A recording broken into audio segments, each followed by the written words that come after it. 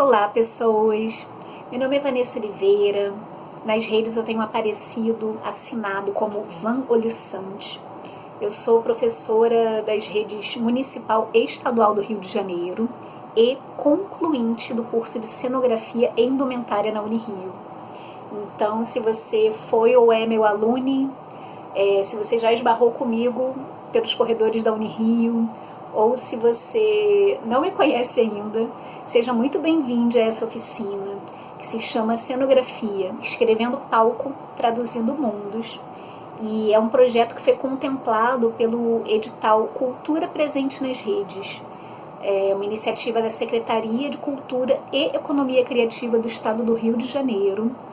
E esse edital é um fomento público de apoio aos artistas fluminenses de diversas áreas, como música, teatro, dança, moda, circo, enfim, audiovisual, e que tiveram as atividades suspensas devido à pandemia.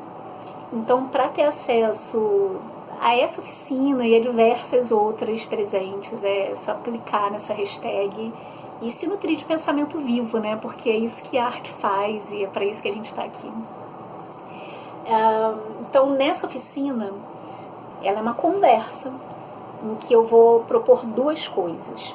A primeira, eu vou falar sobre como foi o processo de um espetáculo que eu participei, chamado O Mar e Outros Naufrágios Frágeis. Isso foi em 2018, na Unirio, né? Ainda está em processo esse espetáculo, então eu vou falar um pouco sobre isso. E falando também sobre como alguns materiais que já estão espalhados por aqui, e eu vou mostrando ao longo da conversa, como ocorre, né, o processo criativo, como é um processo longo, como a arte ela não é feita da noite para o dia. Então, eu espero que seja bem acessível, né, porque eu vou trazer um pouco do que a gente estuda em cenografia e, ao mesmo tempo, eu vou tentar misturar com o nosso universo mesmo, né, com o que faz sentido na nossa vida, com o que está bem presente mesmo. Então eu vou tentar trazer para uma linguagem bem simples, desmistificar, né, como é esse processo de arte.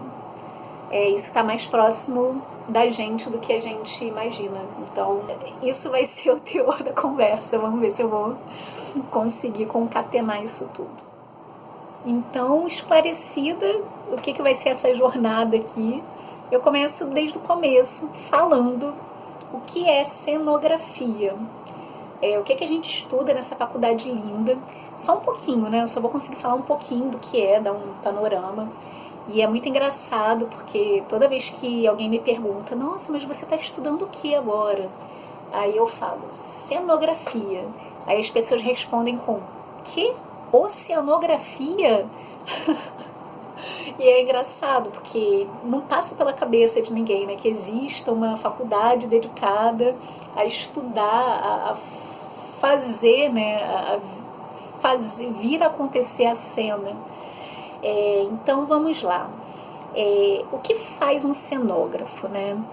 Existe um livro bem didático não é exatamente a palavra, né? Existe um livro bem conhecido no nosso meio, chamado O que é Cenografia, da Pamela Howard. E a introdução é uma lindeza, porque ela pega várias definições de cenógrafos, né? O que é a cenografia para cada um. Eu acho que tem 72 definições, assim. E eu separei 3 dessas definições que mais me chamaram a atenção. Que mais não só chamaram a atenção, mas que eu mais me identifiquei, sabe? Que traduz muito o motivo pelo qual eu estudo cenografia. Então, são 3, né? A primeira é do Michael Levine, do Canadá. E ele fala que a cenografia é a manifestação física do espaço imaginário. A segunda definição é da Liuja Blanfield, da Estônia. E ela diz que cenografia é uma conspiração espacial, visual e auditiva em que o cenógrafo atua como agente secreto. Porque a gente não está lá atuando no palco, né? Mas aquela cena que está acontecendo tem o nosso dedo ali, e ela não estaria acontecendo daquele jeito se não fosse o trabalho da gente que pensou essa cena, o desenho da cena. E do Edwin Hermin, da Venezuela. Gente, a minha pronúncia tá horrorosa, eu vou colocar aqui embaixo certinho o nome das pessoas e a definição.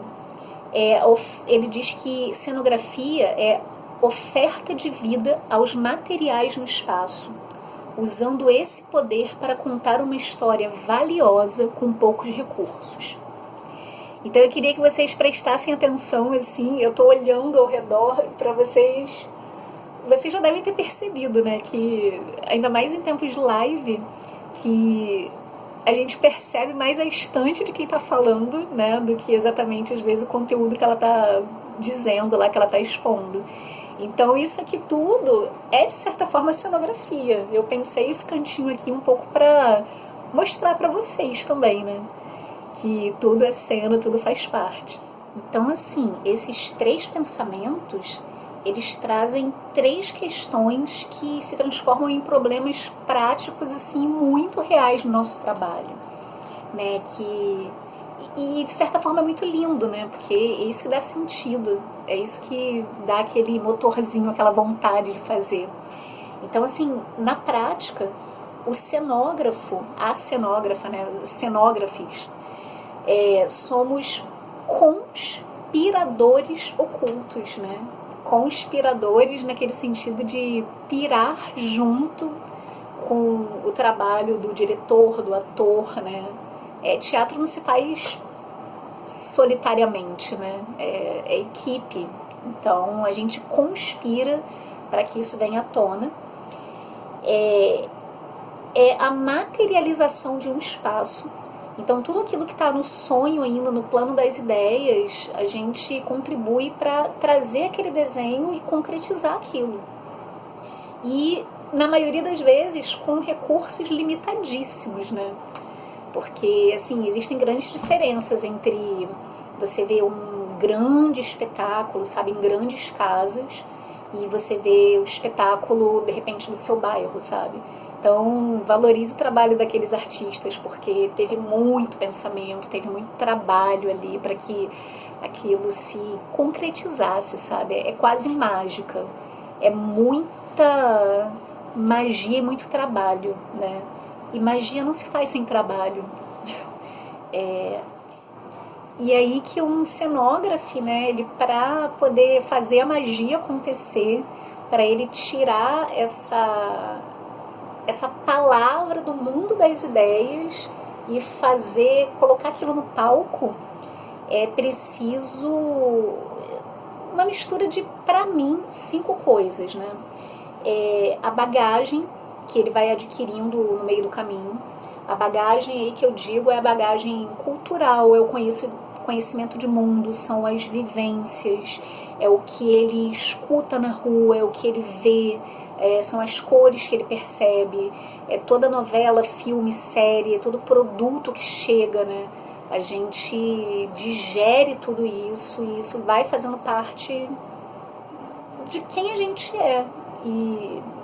E a gente vai acessando isso e depois colocando, né? À medida que as questões vão surgindo. Não significa que a gente vai usar tudo o tempo todo, mas quanto mais bagagem a gente tem, e não precisa ser só na área do teatro, né? O gibi que a gente leu quando era criança, a série tosca que a gente consome, as leituras que a gente faz fora, tudo isso vira matéria-prima, sabe? A segunda coisa é a equipe com quem a gente trabalha, a jornada que a gente embarca, né? Porque cada processo vai ser único, vai ser rico e vai alimentar essa bagagem que a gente tem. A terceira coisa são os recursos disponíveis naquele momento. Então, o espaço físico, os materiais que podem ser usados, o tamanho da sala, né? Tipo, às vezes a gente quer usar um material, mas a sala não comporta, sabe? O que o texto pede, qual é o orçamento disponível que a gente tem, o que é possível fazer, né, em relação a transportar aquilo, a gente vai poder carregar isso para os lugares, a cena vai se dar num espaço pequeno, num espaço maior, sabe? Então tudo isso são questões que se colocam e termina que viram problemas, mas que dependendo da jornada que a gente está, né, da nossa equipe, os problemas viram, sei lá, aventuras, né? Tudo pode ser ressignificado. A quarta questão é a grandeza, né? Tipo, o tempo inteiro a gente faz um exercício de humildade, né? É a grandeza de saber incluir as sugestões do ator, do diretor, do figurinista, de todo mundo que está ali participando do processo. E saber também tirar as nossas preferências.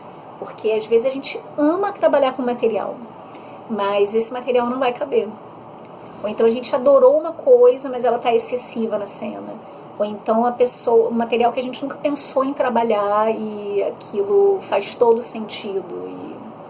E, enfim, é um exercício de grandeza e humildade também, né? A gente está aberto, está disposto. E está disposto a experimentar sempre, né? Eu acho que essa disponibilidade para experimentação está ligada à grandeza de saber incluir e excluir os itens.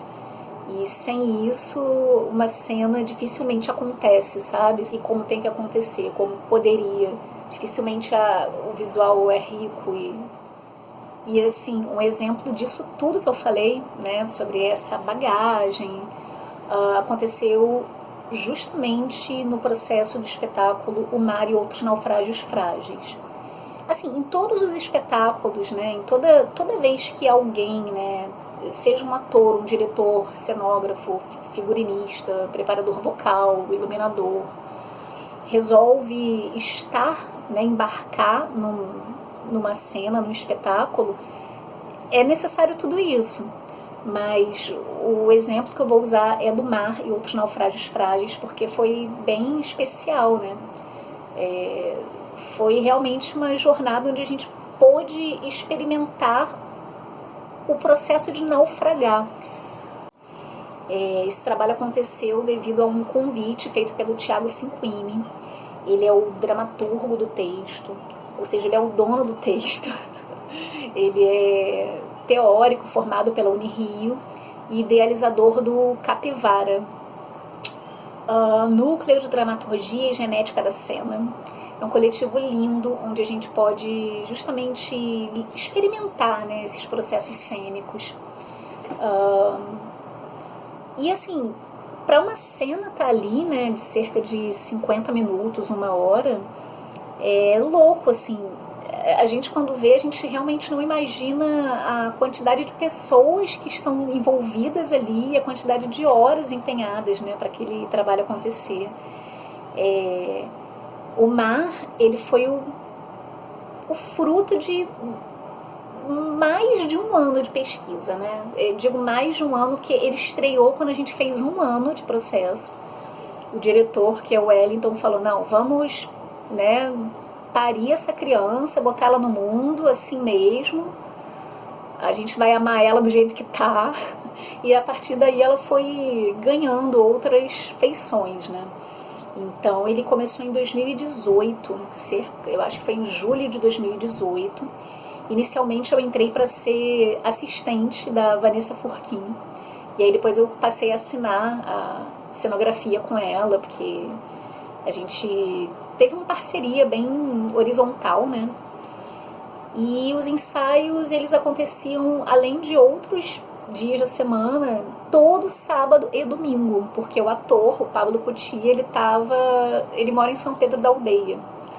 E aí, enfim, por conta da logística, eu só podia estar aos sábados. E teve um sábado que a gente ensaiou, foi dia de finados, e estávamos lá, assim, na Unirio, pedindo autorização para a gente ensaiar. E, assim, não justifica a gente estar num processo assim, né? Porque é muito trabalho mental, corporal, e se não for paixão, sabe? Também.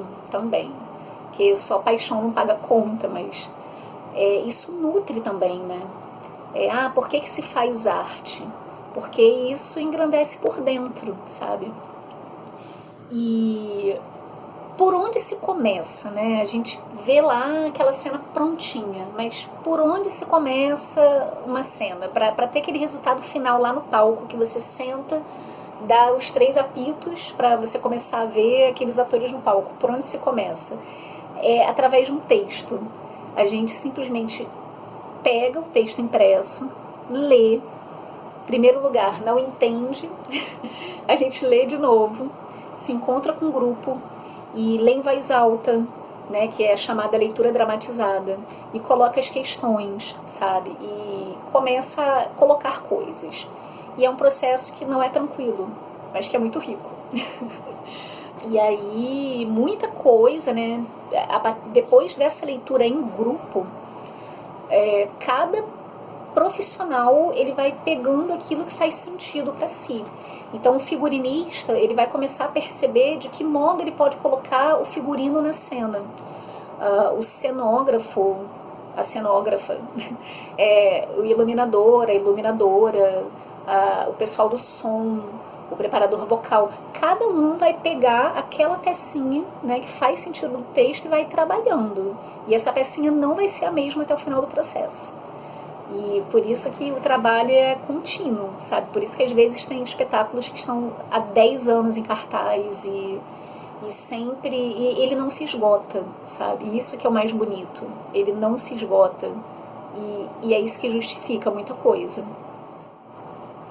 Então, assim, lido o texto, né? E a gente tendo debatido e saído uma confusão disso, uma confusão muito boa, o diretor ele vai trabalhar com o ator e junto com o diretor geralmente estão os preparadores corporais e vocais, né? A cenografia, luz e figurino, a gente termina trocando muito, trabalhando muito junto, né? Porque a gente pode pensar em todo um desenho, né? Pensar cor, pensar em objetos, mas se a luz não estiver ciente disso e se o figurino também não estiver conversando, já era, sabe? Tudo fica muito desconexo, é como um quebra-cabeça onde as peças não se encaixam. Então o trabalho fica muito perdido, né? Parece aquele trabalho de escola que cada um fez em casa a sua parte e no final das contas juntou, apresentou. Não, brincadeira. Claro que não é assim, mas por isso que é tão importante as pessoas estarem presentes nos ensaios, sabe? Presença é fundamental. Então, quando eu não podia estar num sábado ou domingo, a outra Vanessa, a Vanessa Forquinho, estava presente. Então, por isso que é uma co-assinatura, uma parceria, né? Então, é muito importante isso, sabe? Trocar ideias e estar aberto e aberta ao diálogo, sabe? A saber ceder, a saber incluir. Tudo tem que estar muito encaixado, porque senão simplesmente não funciona. E, assim, o texto do Mar e Outros Naufrágios Frágeis é um texto muito poético. E isso é uma dificuldade absurda, porque isso significa que... Imagina você pegar um poema, né? Como é que você vai trabalhar aquilo? Geralmente o texto dramático ele tem personagem definido, né? É uma historinha que tem uma rubrica, vai ter um cenário, vai ter um lugar, né? Um espaço. E o Mar ele não tinha nada disso, né? Não tinha essa cara de texto teatral. É um texto muito potente, né? O Tiago ele escreveu isso para o teatro e é justamente esse o desafio, né? Foi por isso que foi tão gostoso. Mas não era fácil e a gente simplesmente não sabia como fazer. Tipo, como? Que personagem é esse? É um personagem que tem gênero? Né? É um homem? É mulher? Qual é a idade? Nada disso tem. Né? E o texto, a gente foi muito buscar as palavras-chave desse texto, quais são as ideias centrais dele. E aí a gente, conversando muito, as ideias do texto ficaram muito pra gente, que era muito a ideia da destruição e da memória. Então a gente partiu desses dois eixos para construir tudo. Isso significa que figurino, cenário, luz, preparação vocal, som, tudo isso trabalhou outras ideias, né? Que é a questão da ruína, do resquício, da passagem de tempo. Então, como trabalhar isso na cena? O caminho que a gente escolheu foi a metalinguagem. O que é metalinguagem? É quando a gente explica algo, através de algo, através daquilo mesmo. Nossa, essa explicação foi horrível. Mas eu vou mostrar aqui os materiais justamente para vocês entenderem. Essa metalinguagem acontecia através da nossa escolha em não esconder os materiais. Então, assim, se o material estava desgastado, se ele estava usado, né, como uma das palavras-chave do texto era memória, ele ia usado para a cena, sabe? Isso não era uma questão de desleixo, isso fazia parte da nossa estética, isso fazia parte do visual da cena, sabe? Então, o material desgastado, usado, isso foi sendo a memória do nosso processo, né? E termina que isso é muito bonito se a gente parar para pensar, né? Em tempos em que a gente só consome e descarta tecnologias, pessoas, relações, né?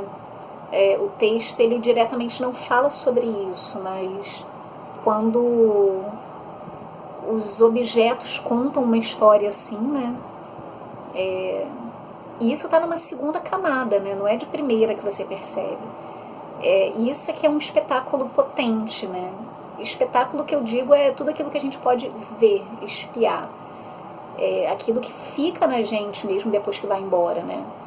Isso vale para qualquer arte que a gente consuma, né? Então, as escolhas dos materiais passaram por esse processo, né? Depois de entender o que era o texto, veio a fase da experimentação das ideias, que é agora que eu vou tentar mostrar isso aqui, né? Então, assim, aqui essas palavras remetem. Que cor tem a cor da destruição, que cor tem a cor da memória, da passagem do tempo, das ruínas, né? Que cheiro isso remete, os sons, as texturas, quais são as impressões que a gente tem, qual é a primeira coisa que vem na mente, mesmo que seja absurda. Então, isso é experimentar, isso é não ter medo. E quantas vezes a gente se permite não ter medo de fazer as coisas, né? Então, as escolhas dos materiais passaram por isso, né? Eu sugeri papel craft, que era o que tinha disponível, e tule, por remeter às ondas do mar. E eu sou a louca do tule, eu amo trabalhar com esse material. E eu sugeri meio que de brincadeira, e foi muita surpresa quando ele ficou, sabe? Então, tem um esqueminha aqui.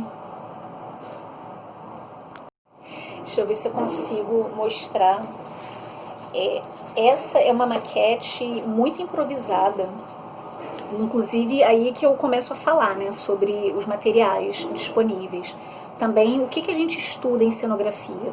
Também é fazer uma planta baixa, né? Então a gente pega a medida da sala que a gente está, é uma das coisas, né? É a parte mais técnica do nosso trabalho, e coloca isso em escala, né? Aqui a gente tem esse material chamado escalímetro, e cada lado, né, ele é uma espécie de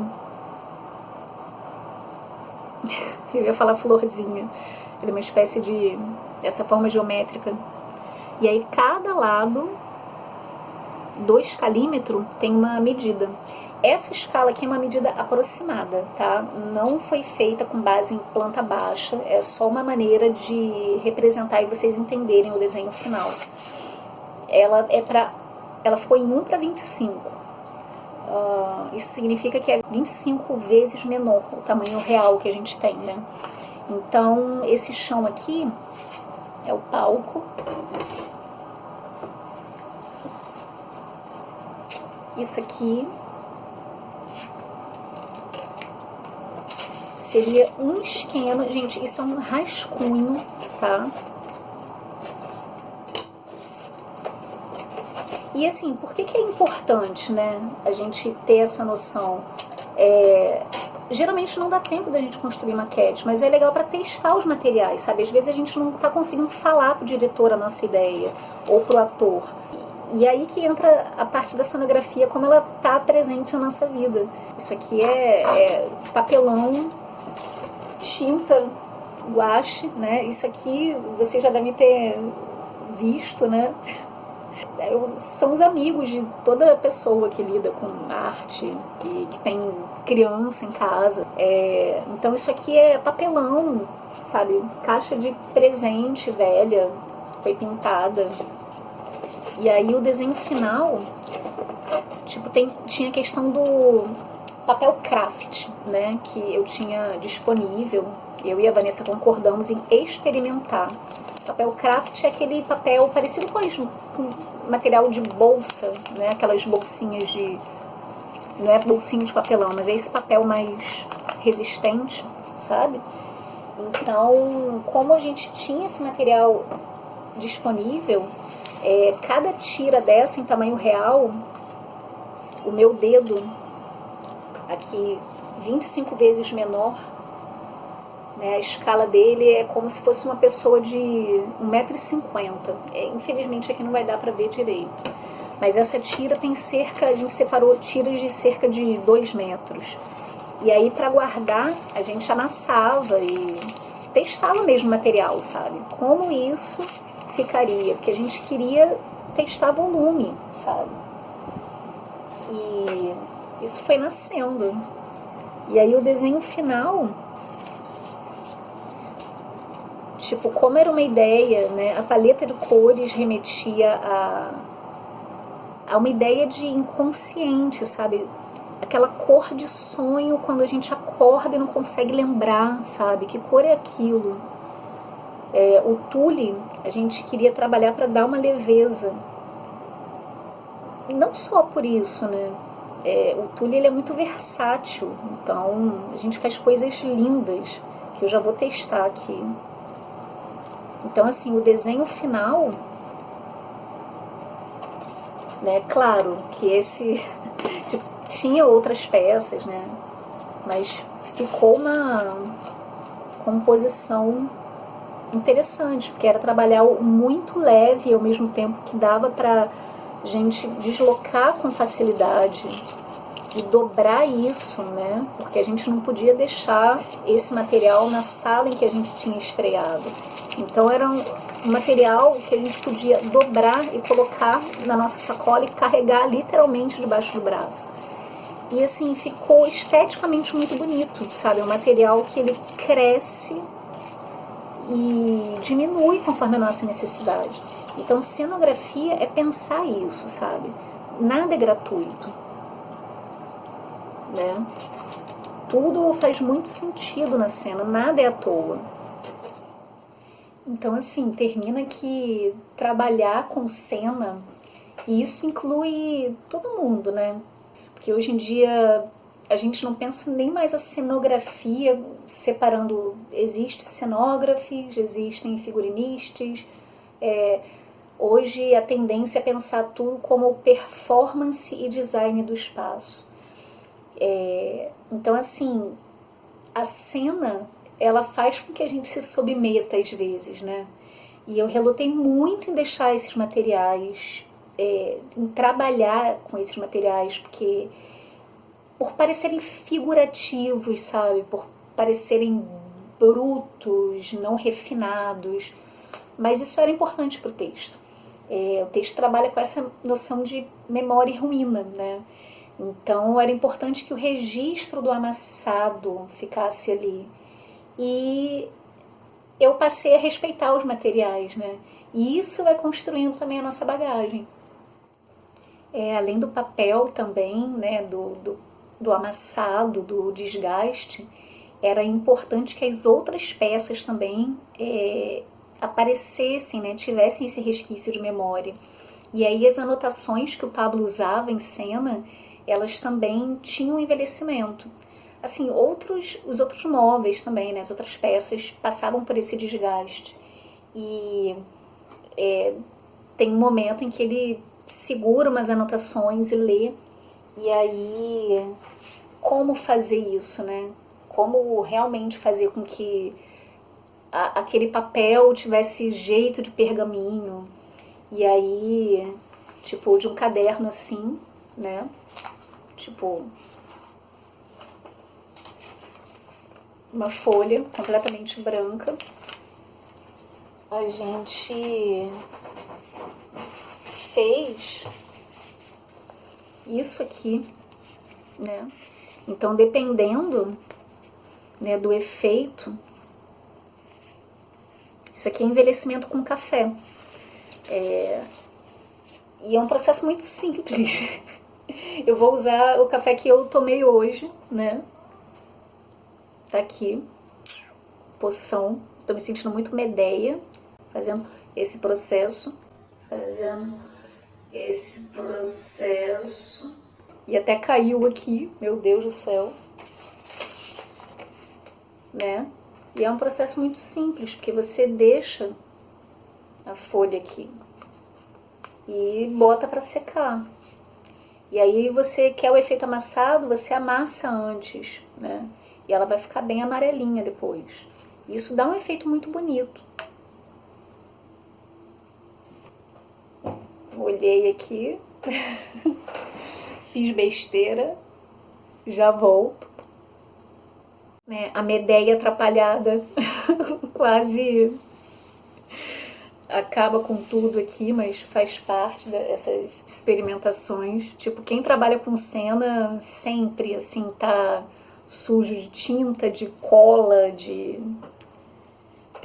tudo. E, assim, isso vai entrando pro nosso repertório, né? A gente termina gostando de trabalhar mais com os materiais do que com outros e termina fazendo parte. Por exemplo, nesse processo todo, o papelão, ele virou meu queridinho, sabe? Porque em vez de comprar papel Paraná para fazer uma maquete, porque é importante, assim, isso algumas matérias exigem, né? Porque o processo de a gente criar a caixa cênica e fazer umas pecinhas assim, que isso não é do mar, mas tipo, isso dá um trabalho enorme, sabe, para fazer, e é lindo, sabe? Enfim, tipo, então, né, desse material tosco aqui, né, tipo, dá pra pintar. Você termina criando essas formas, né? Porque às vezes, sobra um retalho. Isso aqui foi um exercício que eu fiz. Papelão, sobra. Então, tudo isso é exercício também, sabe? Aí eu fiquei pensando, eu fiquei tão orgulhosa, porque, nossa, eu trabalhei em formas geométricas, porque os meus trabalhos sempre são muito coloridos e, enfim, testar algo mais neutro assim, né, com essa paleta tão simplista, e eu fiquei muito orgulhosa, mas terminou que eu não fiz nada depois e faz parte, assim. Isso é bagagem, isso vai construindo o nosso repertório, né?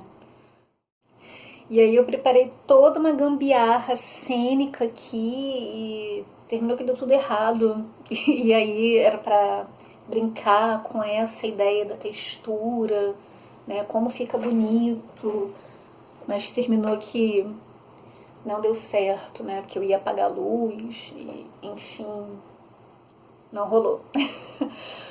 Mas a questão do tule é que existem texturas diferentes, né? Então, quanto mais sintético ele é, né, mais armado ele fica. E aí a gente experimentou em determinado momento, olha, tipo, dá pra brincar com isso, assim, a luz certa, né, no palco, isso ganha uma poesia, sabe? E é isso, aí as questões técnicas, né? Porque o papel craft, à medida que a gente ia manuseando muito, ele ia perdendo, né, a dureza dele, ele foi ficando muito maleável. E o tule é a mesma coisa. Então a gente experimentou colocar cola branca, né, engomar primeiro com maisena, o que deixou ele granulado em alguns pedaços, e depois com cola branca, água e cola branca. Então imagina uma peça, né, tipo enorme de tule, que não é esse.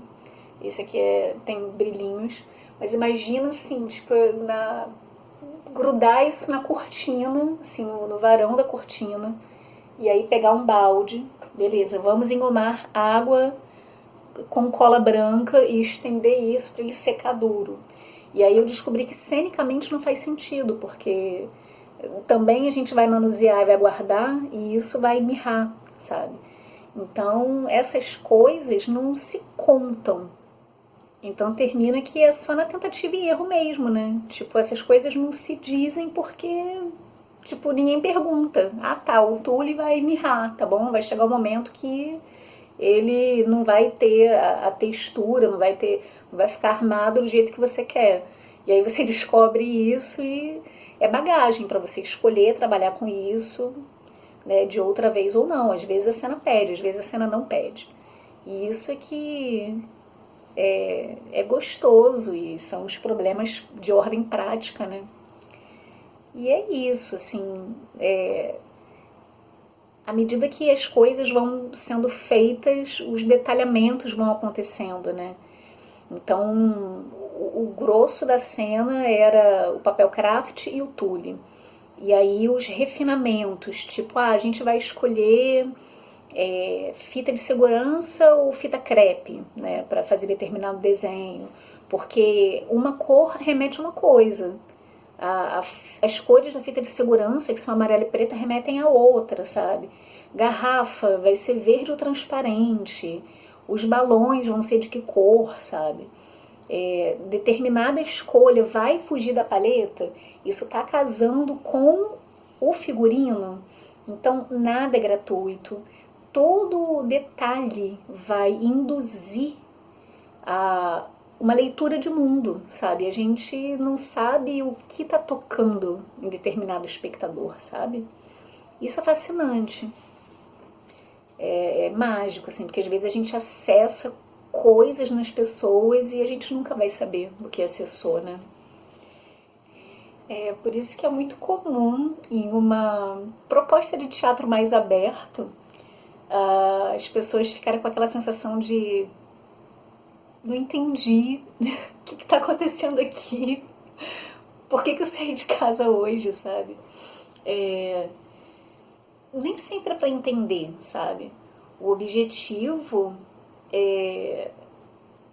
quando a gente pensa uma cena, né, quando a gente escolhe esses detalhes, o objetivo é muitas vezes tirar o olho de quem está vendo, o ouvido de quem está ouvindo, tirar da zona do conforto, sabe? Enfim, quando a pessoa sai com uma sensação de perplexidade, a gente sente, e depois a gente sabe, né, por algum acaso, a gente fica com a sensação de missão cumprida, porque isso é sair da norma, né? Isso é provocar algo e a pessoa vai levar isso para casa, né? É muito mais comum a gente lembrar daquilo que causou desconforto, daquilo que a gente não entendeu, porque não se esgota, do que a gente assiste uma coisa tipo, ah, tá, legal. E fica por isso mesmo, e a gente bota em algum lugar da memória que nem vai acessar. Mas aquilo que você viu e que você não entendeu e vai ficar comentando mesmo que seja de modo ruim depois, não porque foi ruim, mas porque ficou te instigando, isso sim, né? Termina que esse é o objetivo. Quando a gente consegue despertar esse lugar, a gente fica muito feliz. E isso, o Mar e Outros Naufrágios Frágeis provoca muito, né? Porque o tempo inteiro, como é um texto muito poético, você fica tentando casar aquilo que a palavra, né, aquilo que o ator está dizendo, tentar prender essa palavra no ouvido, porque são fragmentos profundos, sabe? E ainda mais eu que vim da literatura, isso foi muito desafiador, né? Porque eu sempre penso, poxa, como eu posso deixar a palavra presa mais um pouco no desenho da cena, sabe? É muito desafiador. Esse texto ainda tem muito que... Ele não se esgota, mas enfim.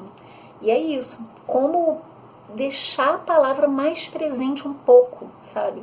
Então, e é isso, são essas investigações que fazem, né, com que a gente queira estar lá e é isso.